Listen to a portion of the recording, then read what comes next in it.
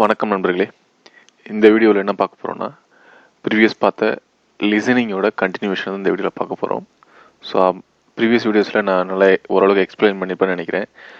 Listening task என்ன அப்படின்னு ஒரு சில டாஸ்க்கும் பண்ணி காட்டினேன். ஸோ பேலன்ஸ் உள்ள இம்பார்ட்டன்ட் 4 டாஸ்க்கை வந்து நம்ம இதில் எப்படி பண்ணுறது அப்படிங்கிறத பார்க்க போகிறோம். So specially summarise spoken test அதுக்கான டெம்ப்ளேட்ஸையும் இதில் பார்க்க போகிறோம். ஸோ இதுதான் அந்த பேலன்ஸ் உள்ள 4 topics: summary spoken text, fill in the blanks, highlight incorrect words, written from dictation. So இதை எப்படி பண்ணுறது அப்படிங்கிறத இந்த வீடியோவில் பார்க்கலாம். ஸோ இப்போ வந்து சம்மரி ஸ்போக்கன் டெக்ஸ்ட் அதை வந்து பார்க்கலாம். இது வந்து லிசனிங் பார்ட்டில் ஃபஸ்ட்டு டாஸ்க் வந்து இதுதான். ஸோ இதோட வீடியோ எவ்வளோ நாள் உங்களுக்கு ப்ளே ஆகும் அப்படின்னா 60 to 90 செகண்ட்ஸ் வரைக்கும் ப்ளே ஆகும். ஒவ்வொரு இதுக்கும் டாபிக்ஸ் உங்களுக்கு கொடுத்துருக்க டைம் பார்த்தீங்கன்னா 10 மினிட்ஸ் கொடுப்பாங்க. ஒவ்வொரு டாஸ்க்குக்கும் 2லேருந்து 3 டாஸ்க் வந்து இதில் வரும். ஸோ இதுக்கான டெம்ப்ளேட்ஸ் எப்படி இருக்குன்னு பாருங்கள். இதுக்கான டெம்ப்ளேட்ஸ் வந்து என்ன நான் யூஸ் பண்ண டெம்ப்ளேட் வந்து இதுதான். அதாவது ஒரு லெக்சரை வந்து சொல்லல, லெக்சரை வந்து சொல்லுவார். ஸோ அதுக்கான டெம்ப்ளேட்ஸ் அது. இந்த லெக்சர் வாஸ் அபவுட் என்ன டாபிக் பற்றி பேசுகிறாங்களோ அந்த topic the speaker firstly provide information on என்ன டாப்பிக்கை பற்றி கீவேர்டு, அதாவது என்ன டாப்பிக்கை பற்றி இது கொடுக்குறாங்களோ அதை வந்து நம்ம இங்கே மென்ஷன் பண்ணோம். என்னென்ன கீவேர்ட்ஸ் 1, கீவேர்ட் 2 அந்த மாதிரி. ஸோ இங்கே 2 பண்ணியிருக்கோம். ஸோ அப்புறம் 1 இவ்வளோ தான். உங்களுக்கு வந்து இந்த எவ்வளோ பண்ணணும் அப்படின்னா 50 to 60 வேர்ட்ஸில் பண்ணணும். மினிமம் 50 வேர்ட்ஸில் நீங்கள் பண்ணணும். ஸோ இந்த மாதிரி பண்ணினீங்க அப்படின்னா உங்களுக்கு 50 to 60 வேர்ட்ஸ் வந்துடும் உங்களுக்கு. இப்போ இதில் உள்ள வேர்டை கவுண்ட் பண்ணிங்க அப்படின்னா உங்களுக்கு உள்ள வேர்டை பார்த்தீங்கன்னா உங்களுக்கு இந்த இன்க்ளூடிங் கீ பாயிண்ட்ஸ், அதாவது சிங்கிள் வேர்ட்ஸ் போட்டாலே உங்களுக்கு 25 வேர்ட்ஸ் வந்துடும். பேலன்ஸ் உள்ளதை வந்து நீங்கள் இதில் ஃபில் பண்ணணும். ஸோ அவ்வளோதான். இதை நீங்கள் கீவேர்ட்ஸை யூஸ் பண்ணி பண்ணிக்க வேண்டியதான். ஸோ இந்த ஃபார்மேட் நம்ம யூஸ் பண்ணி பார்க்கலாம் எப்படி பண்ணலாம் அப்படின்னு. ஸோ இந்த மாதிரி தான் இருக்கும் உங்களுக்கு. இங்கே ஒரு இந்த இடத்துல பார்த்தீங்கன்னா தெரியும் உங்களுக்கு, இங்கே ஒரு ப்ளே பட்டன் இருக்கும். சரிங்களா? இது ஆட்டோமேட்டிக்காக நீங்கள் நெக்ஸ்ட் கொஸ்டின் போனீங்கன்னா அது ப்ளே ஆக ஆரம்பிச்சிடும். ஸ்பீக்கிங்னு போனீங்கன்னா லிசனிங்னு போனீங்கன்னா ப்ளே ஆக ஆரம்பிச்சிடும் அது உங்களுக்கு. ஸோ இது ப்ளே ஆகும்போது இந்த பட்டன் வந்து உங்களுக்கு ஆகும். ஸோ இங்கே வந்து இந்த இடத்துல தான் நம்ம வந்து டைப் பண்ணுவோம். அதை இப்போ அதை ப்ளே பண்ணுவோம். வேர்ட்ஸை கேளுங்க. John Milton is best known for his poetry, especially Paradise Lost, but also for the more accessible and shorter Lycidas and L'Allegro and Il Penseroso, plus 1 or 2 sonnets you will find in most anthologies. But an easier way into what he thought and believed in social and political terms is through his prose writings. These were mostly pamphlets and tracts, written in reaction to some political event or situation, but also included pamphlets on a wide variety of subjects, including at least 4 on divorce, which for him was tied up with personal freedom. However, the text which has probably had the most relevance down the years, and which can be read with profit, is the Areopagitica, which is a defense of freedom of expression and publication, and against censorship. It was written as a reaction to an attack on himself, in particular a pamphlet on divorce he had written, and which some condemned as a wicked book. So இந்த மாதிரி உங்களுக்கு audio play ஆனதுக்கப்புறம் நம்ம வந்து பண்ணணுங்கிட்ட இதனால் இந்த audio என்ன சொல்லியிருக்காங்க, ஜான் மில்டனோட இதை வந்து அவர் சொல்கிறாரு. எதை பற்றினா பொலிட்டிக்கல் ப்ளஸ் வந்து ஃப்ரீடம், இண்டிவிஜுவல் ஃப்ரீடம்ஸ் பற்றி சொல்கிறாரு. ஸோ இதை நான் ஒரு இது எழுதுறேன். அதை சரி நான் உங்களுக்கு ஷோ பண்ணுறேன் அப்படின்னு. சரிங்களா? நம்ம கொடுத்த டெம்ப்ளேட்ஸை வச்சு நாங்கள் வந்து இது அப்படியே போட்டிருக்கோம் பாருங்கள், மென்ஷன் பண்ணியிருக்கேன். The lecturer was about the John Milton அப்படின்னு சொல்லிட்டோம். அதாவது ஜான் மில்டனை பற்றி சொல்கிறாங்க. ஸோ மற்றபடி அதுலேருந்து நம்ம வெக்கப்ஸை வந்து ஒன்றா சொல்ல எடுத்து எதை இண்டிகேட் பண்ணுறாங்க, science and social fundamental elements. Furthermore he mentioned political terms in writing as well as wild course, இதில் spell mistake course declined. Finally, he concluded that personal freedom and elaborated the profit of the exhibition of the public books. இந்த மாதிரி தான் கொடுத்துருக்கோம். So இதை நாங்கள் கொடுத்து பார்த்தீங்கன்னா 51 words. இதுக்கு நம்ம கொடுத்த டெம்ப்ளேட்ஸ் வச்சு எழுதினாலே இது வந்து மினிமம் 50 வேர்ட்ஸ் நம்ம வந்து ரீச் பண்ண முடியும். ஸோ நம்ம கொடுக்குற டெம்ப்ளேட்ஸ் பார்த்தீங்கன்னா நியர்லி ஒரு 30 வேர்ட்ஸ் கிட்ட இருக்குது. ஸோ 20 வேர்ட்ஸ் மட்டும் நம்ம அவங்க கொடுக்குற ஸ்பீச்சிலேருந்து இதை வந்து டெம்ப்ளேட்ஸ் வந்து ஃபில் பண்ணால் ஓகே. சரிங்களா? இவ்வளோ தான் வந்து உங்களுக்கு லிசனிங்கு. ஸோ இதை வந்து இதுக்கு மார்க் பார்த்தீங்கன்னா இது வந்து ஒன்லி லிசனிங் தான். இது மேஜர் பார்ட்டு. இது one of the major part லிசனிங்கில் இது பண்ணோம். ஸோ நம்ம அடுத்த டாஸ்க் பார்க்கலாம். அடுத்தது என்ன அப்படிங்கிறத பார்க்கலாம். ஸோ லிசனிங்கில் summary spoken test over. So அடுத்த உள்ள 3 டாபிக்ஸும் பார்க்கலாம் ஒன் பை ஒன்னாக.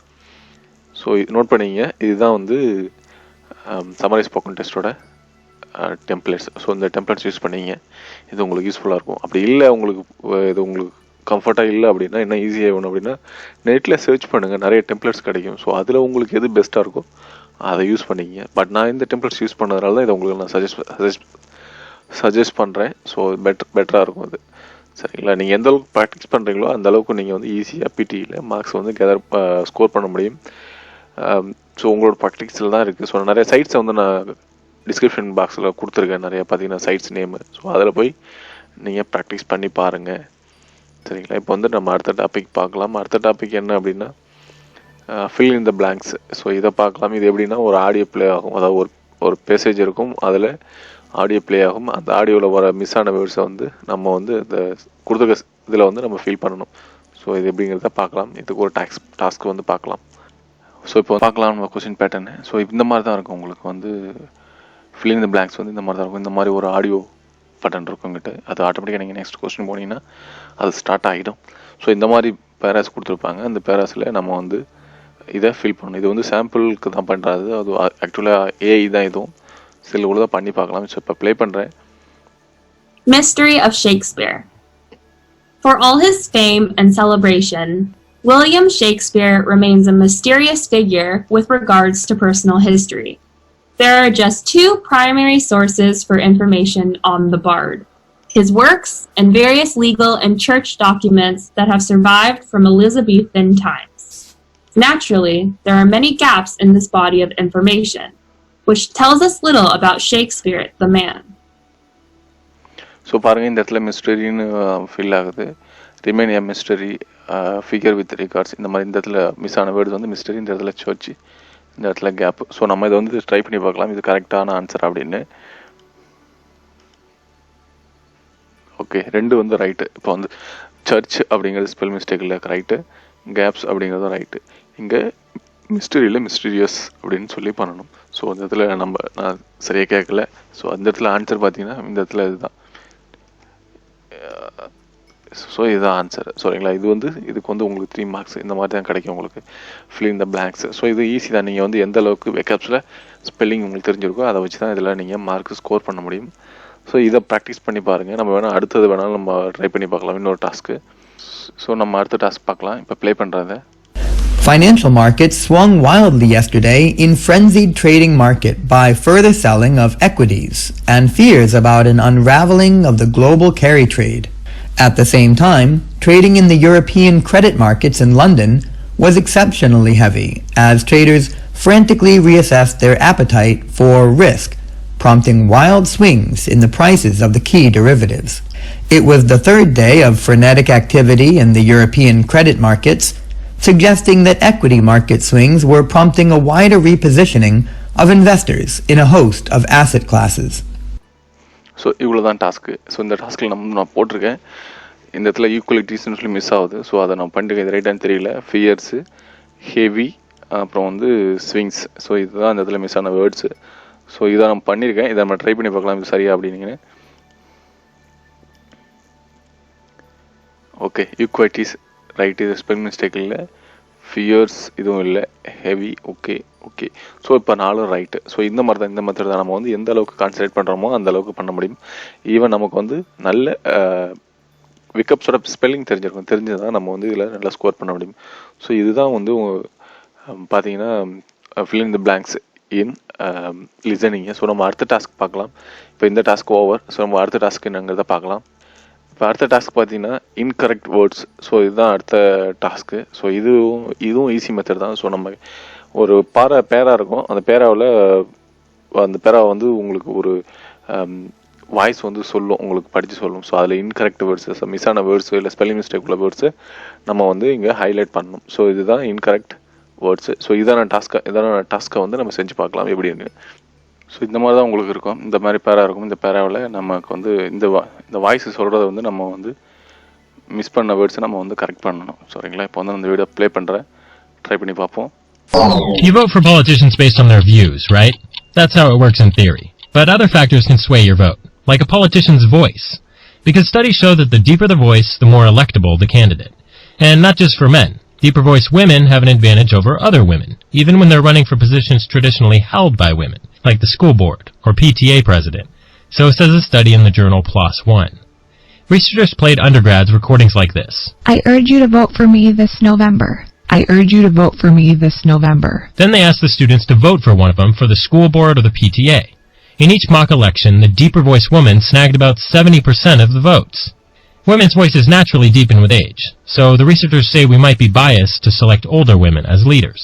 And previous studies have shown that women with deeper voices are seen as more competent. Margaret Thatcher used that to her advantage. She was famously coached to deepen her voice. There's that woman ahead of him again. Other politicians might do well to follow her lead when they make their pitch to voters.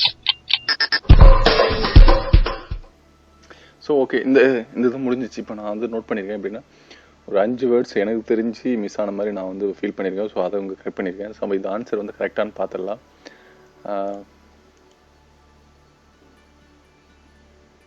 Okay right.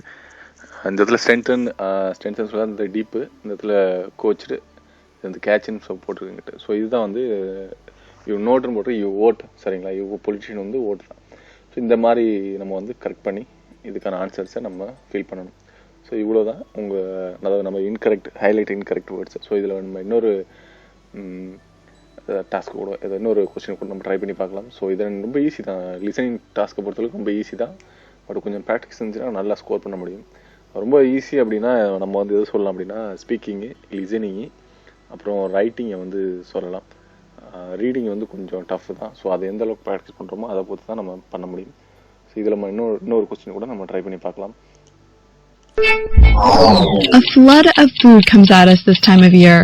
So the American Chemical Society has produced a YouTube video with info to help you survive the sweet and savory onslaught.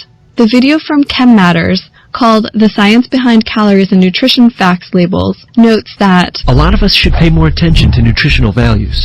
For example, you might love having a caramel iced coffee every morning. But if you look at the nutritional info, a large caramelized coffee from a leading fast food chain has 680 calories. That's almost half the total daily recommended calories for an overweight adult trying to lose weight. And metabolism is king. A person's basal metabolic rate, the rate at which a person's body uses energy while at rest, is responsible for up to 70% of the calories used by our bodies. And the good news? People can change their basal metabolic rate by exercising. Also, people with more muscle and less fat generally have a higher basal metabolic rate. So keep moving, preferably away from the desserts.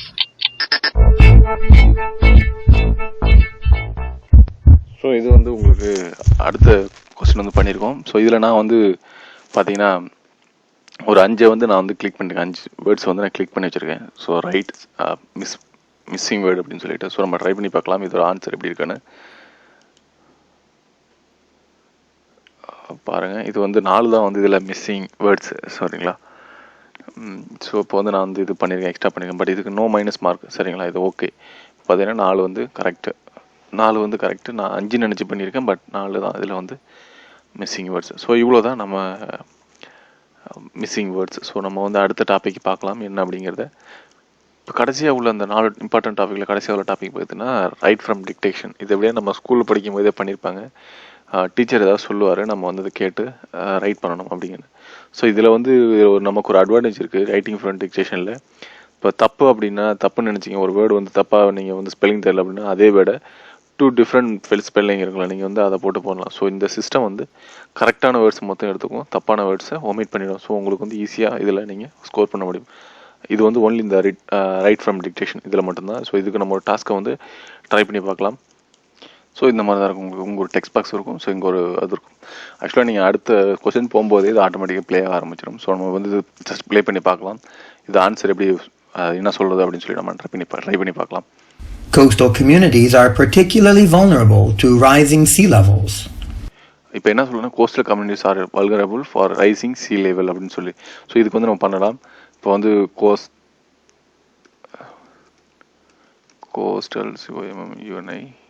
COMMUNITIs are for rising sea level VLS levels, சரிங்களா? இதுதான் வந்து இதோட கொஸ்டினோட full stop வைக்கணும், சரிங்களா? இதுதான் question. இந்த இதில் பார்த்தீங்கன்னா இதுதான் வந்து சொல்லியிருக்குது. ஸோ இதை வந்து நம்ம பண்ணணும். ஃபர்ஸ்ட் லெட்டர் கேப்ஸில் இருக்கணும், சரிங்களா? ஸோ இதுதான் இப்போ வந்து நம்ம எந்தெந்த இது தப்பு எந்தெந்த இது ரைட் அப்படிங்கிறத பார்க்கலாம். நம்ம வந்து இதை ட்ரை பண்ணி பார்ப்போம் அது. பட் இது வந்து நமக்கு வந்து பேமெண்ட் கேட்குது.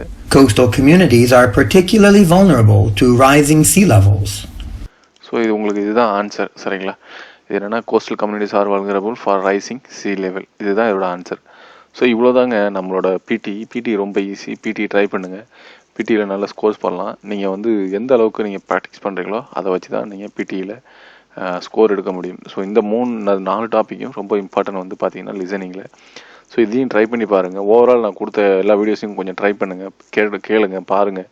நீங்கள் இந்த வீடியோஸ் எல்லாமே நீங்கள் பார்த்தீங்கன்னா மோஸ்ட்லி ஒரு 2 to 3 months நீங்கள் வந்து இந்த எக்ஸசைஸ் எல்லாம் நீங்கள் வந்து பார்த்தீங்க அப்படின்னா ஈஸியாக நீங்கள் வந்து அபோவ் 70 or 80 மேலே நீங்கள் ஸ்கோர் பண்ணணும் பிடியில். ஈஸியாக நீங்கள் ஆஸ்திரேலியா, நியூசிலாந்து ஆர் யூகே கூட நீங்கள் வந்து பண்ணலாம். யூகேக்கு வந்து இது பண்ணிங்கன்னா இப்போ வந்து நீங்கள் மைக்ரேஷன் பண்ணணும் அப்படின்னா ஒர்க் வீசாவுக்கு இது பண்ணிக்கலாம். சரிங்களா? So easy. நம்ம வந்து கம்மிங் டேஸில் நம்ம வந்து பார்க்கலாம். அதாவது கொஸ்டின்ஸ் வந்து எப்படி ப்ரிடிக்ட் கொஸ்டின்ஸ் வந்து எப்படி வந்து நம்ம சால்வ் பண்ணுறது, எந்த மாதிரி கொஸ்டின்ஸ் வரும் அப்படிங்கிறத நம்ம எப்படி ஜட்ஜ் பண்ணுறது, இல்லை ரிப்பீட்டட் கொஸ்டின்ஸ் வந்து நம்ம பார்க்கலாம் கம்மிங் வீடியோஸில். இதை ட்ரை பண்ணி பாருங்கள். இந்த வீடியோஸ் உங்களுக்கு பிடிச்சிருந்துச்சுன்னா சேனலை சப்ஸ்கிரைப் பண்ணுங்கள், உங்கள் ஃப்ரெண்ட்ஸுக்கு சஜஸ்ட் பண்ணுங்கள், உங்கள் ஃப்ரெண்ட்ஸோட ஷேர் பண்ணுங்கள், கமெண்ட் பண்ணுங்கள். பிடிக்கலன்னா டிஸ்லைக் பண்ணுங்கள், பிடிச்சிருந்தா லைக் பண்ணுங்கள். நன்றி நண்பர்களே. இத்துடன் இந்த சீரிஸ் வந்து முடியுது. பிடி சீரிஸ் வந்து இது முடிஞ்சிச்சு. நம்ம வந்து இனிமேல் பிடி சீரீஸில் நம்ம என்ன பண்ண போகிறோம்னா கண்டினியூவாக எப்படி நம்ம வந்து ப்ராக்டிஸ் பண்ணி பார்க்க போகிறோம். கண்டினியூவாக ரிப்பீட்டான கொஸ்டின்ஸை நம்ம வந்து ட்ரை பண்ணி பார்க்க போகிறோம். ஸோ இது வந்து உங்களுக்கு யூஸ்ஃபுல்லாக இருக்கும். உங்களுக்கு எக்ஸாம் போகிறதுக்கு ரொம்ப யூஸ்ஃபுல்லாக இருக்கும். சரிங்களா? நன்றி நண்பர்களே. நன்றி.